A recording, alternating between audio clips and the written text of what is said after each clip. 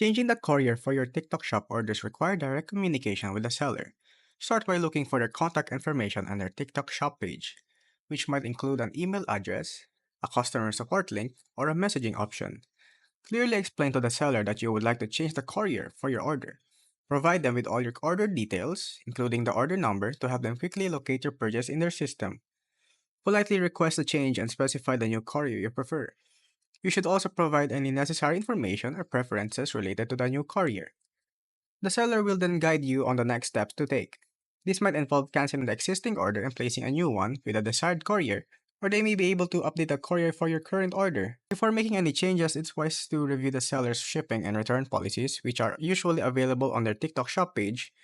This will help you understand any potential fees, restrictions, or implications associated with changing the courier for your order.